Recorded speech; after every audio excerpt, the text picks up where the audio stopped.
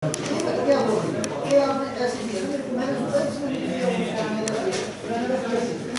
चाहेंगे इंडी गठबंधन की जीत है, कांग्रेस की जीत है, किस तरीके से देखते हैं इसको? नहीं, ये महिला आरक्षण बिल नहीं था।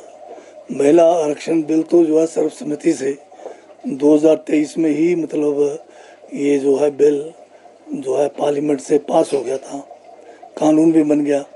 परंतु 23 के बाद 24, 25, 26 तक इसको जो है इन्होंने इम्प्लीमेंट ही नहीं किया। अब ये महिला आरक्षण के आड़ में अपना एजेंडा इनका ये था कि उसी बिल के अंदर जो है अभी जो संशोधन विधेयक जो है उसमें इन्होंने जो सीटों को लेकर, परिसीमन को लेकर जो बात की है और आरक्षण के नाम पर जो है परिसीमन कराकर ये जो है अपनी राजनीतिक रोटियां सेकने की कोशिश कर रहे थे, जो कि सरासर गलत था।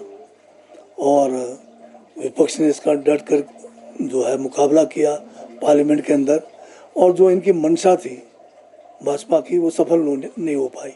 ये जो है देखा जाए तो महिलाओं को जो है आरक्षण देने के हक में नहीं है, पर महिलाओं के आरक्षण के बिल के जो कानून बना उसकी आड़ में पूरे देश का जो है ये जो परिसीमन कराकर, और परिसीमन भी कौन से उससे कर रहे हैं, सेंसस आपका जो है 2011 को लिया जा रहा है, जबकि आपका सेंसस जो है 2026 का शुरू भी हो गया है। तो अभी क्या जल्दी आपको लगी है?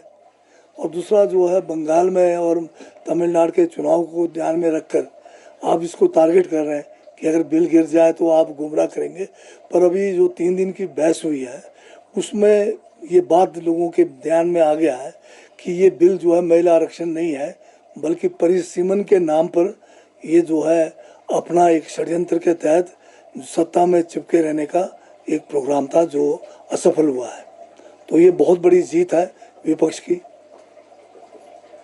सबको ये चुनाव को प्रभावित करने के लिए, पर वेस्ट बंगाल में जो है आज सबसे ज़्यादा महिलाओं को जो है वहाँ पर सरकार के अंदर या पार्लियामेंट के अंदर अगर टीएमसी के देखें तो सबसे ज़्यादा सांसद है, और वहाँ पर तो लोग ये बात बिकने वाला ही नहीं है।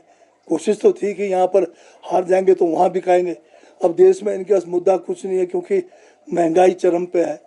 तेल जो है आज आग लग गई है तेल के अंदर, आज सिलेंडर में आग लग गई है, आज जो है आपका विदेश नीति फेल हो गई है, आज कहीं भी ये खड़े नहीं है। इनका स्टार्टअप खत्म हो गया है, इनका कोई भी स्कीम जो था वो चला नहीं है। तो अब इनको एक ऐसा मुद्दा चाहिए लोगों को गुमराह करने के लिए। अब हिंदू मुस्लिम भी नहीं चल रहा है, तो अब आप चाह रहे हैं कि महिलाओं को भड़काएंगे, पर महिलाएं जो है गुमराह होने वाली नहीं है। महिलाओं ने कल पूरा देख लिया कि ये क्या करने वाले थे। आरक्षण तो हमने जो है बिल पास करके 2023 में दिया, क्यों इलेक्शन नहीं करा रहे? 545 आज भी हमारी पार्टी ने कहा है, हमारे शीर्ष नेतृत्व ने कहा है, विपक्ष ने कहा है 545 वाला जो हमारा पार्लियामेंट है उसमें आप 33% रिजर्वेशन देके कर दो आगे। महिला ब्लॉक कांग्रेस, हाँ, महिला ब्लॉक कांग्रेस की बात है। ये तो नॉमिनेशन है, अभी वक्त के साथ आगे बढ़ेंगे हम भी। बीजेपी में कौन सी महिलाओं को आगे दिया हुआ है? आरएसएस में कोई महिला है? आरएसएस जो आज सबसे बड़ा जो अपने आप को बीजेपी को चला रहे उसमें कोई महिला है? उसमें वो तो निकर में एक भी महिला नहीं मिलेगी, सारे तो उधर निकर वाले तो दूसरे लोग हैं।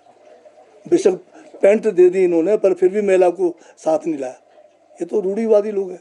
एक तरफ बहुत चर्चित मामला है चेस्टर हिल का, उसका विरोधी है। इसी वजह से कल जो महिलाएं थी वहां पर संसद में उन्होंने प्रोटेस्ट भी किया, और इसी को लेकर अब भाजपा प्रोटेस्ट करेगी देश भर में। आपकी जो पार्टी है उसको महिला विरोधी कहा जा रहा है, चाहती नहीं है कि महिलाओं को जो है वो अधिकार मिले। अब एक चीज ऐड कर रहा हूँ, कांग्रेस की कल ब्लॉक कांग्रेस की अध्यक्षों की सूची आई है, 71 नाम है, लेकिन उसमें एक भी लेडी नहीं है। ये दो अलग अलग किस्म के आपके क्वेश्चन है। पहला क्वेश्चन तो देश को लेके कीजिए आप, जो आप कह रहे हैं कि कांग्रेस महिला विरोधी है। ये महिला आरक्षण की सोच कांग्रेस की है। 1996 में जब कांग्रेस पार्टी इस मुद्दे को पार्लियामेंट में लेके पहली बार आई, उस समय विरोध करने वाले कौन थे? ये बीजेपी के लोग थे। 1925 में पहली बार हमारा जो काउंसिल चैम्बर है विधानसभा का, मोतीलाल नेहरू जो है उसमें काउंसिल के मेंबर थे, उन्होंने पहली बार लाया कि महिलाओं को 18 साल से ऊपर जो महिलाएं हैं उनको वोट का अधिकार मिलना चाहिए। और ये सारी कांग्रेस की ही विचारधारा है। हमने जो है अभी 23 में जब ये बिल आया सर्वसम्मति से इसको पास किया। उसके बाद क्या कारण है, मोदी ने जो है क्यों नहीं, मोदी जी ने जो है 24 में इसको लागू नहीं किया, 25 में लागू नहीं किया, 26 में अभी भी लागू नहीं किया। आप परिसीमन के आड़ में हमें महिला विरोधी कैसे कह सकते हो? कल भी राहुल गांधी जी ने पार्लियामेंट में कहा 545 का जो हमारा आंकड़ा है उसी पर आप जो है महिला आरक्षण करो, हम सपोर्ट करेंगे। पर उसके लिए ये तैयार नहीं है। ये क्या करने जा रहे हैं? परिसीमन के बहाने 800 जो है 50 के करीब सीटें लाएंगे और जो इसमें फॉर्मूला लगाया हुआ है कि जो है 50% का प्रो रेटा होगा, उसमें तो जो है नॉर्थ ईस्ट है, हिमाचल है, साउथ के सारे हमारे तो जो है फ़ायदा कुछ नहीं होना। ये फ़ायदा होना बड़े बड़े स्टेट्स को, और ये सोच रहे हैं कि बड़े बड़े स्टेट्स में अपने बंदे लगाएंगे। परिसीमन में जैसे आसाम में क्या किया इन्होंने, जहाँ पर एक कम्युनिटी बहुल के लोग थे उनको जो है अलग क्या कहते हैं अलग अलग जगह से निकाल के एक ही जगह पे डाल दिया। उनके जो है सारे वोट्स को जो है क्षेत्र वितरण करने के बजाय एक जगह पे उसको कंसंट्रेट किया, और उसका नतीजा क्या होने जा रहा है। और यहाँ भी यही करने वाले थे परिसीमन के नाम से। इन्होंने जहाँ इनके लोग नहीं जीते हैं वहाँ पर दूसरे वोटर्स जो है जोड़ देने थे अपने वाले। तो ये एक बड़ी साजिश थी, षड्यंत्र थी, जिसको समझना बहुत जो है गंभीर जो है मामला है। हमारे लोग समझ गए हैं, महिलाएं समझ गई है।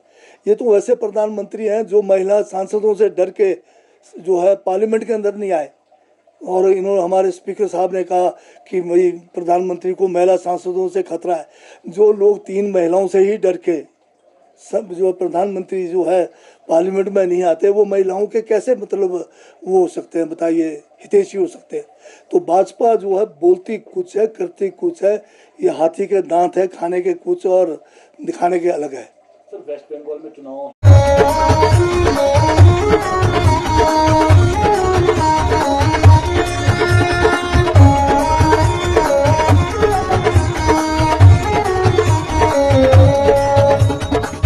नमस्कार, मैं Alka Bhardwaj, principal Gurukul international school Kunihar. Gurukul हमेशा से मानता है कि हर बच्चा स्पेशल है और उसमें सीखने की अनलिमिटेड पॉसिबिलिटीज हैं। हमारे पास डेडिकेटेड स्टाफ है जो कि बच्चों को सिर्फ बुकिश नॉलेज ही नहीं देते बल्कि उनके ओवरऑल डेवलपमेंट पे काम करते हैं और मॉडर्न एजुकेशन टेक्नोलॉजीज के साथ बच्चों को पढ़ाते हुए उन्हें संस्कार भी देते हैं। मैं आपको बताना चाहूंगी कि नेक्स्ट सेशन के लिए एडमिशन शुरू हो चुकी है, जिसमें कि इस बार हम ग्रेड नर्सरी से ग्रेड 1 तक नई एडमिशन पे एडमिशन फीस नहीं ले रहे हैं और ग्रेड 2 से ग्रेड 10 तक एडमिशन फीस पर 50% की छूट है। ये आपके बच्चे के लिए एक बहुत ही सुनहरा अवसर है। मैं आपसे रिक्वेस्ट करूंगी कि आप आए और एक बार जरूर गुरुकुल इंटरनेशनल स्कूल कुनिहार को विजिट करें। धन्यवाद।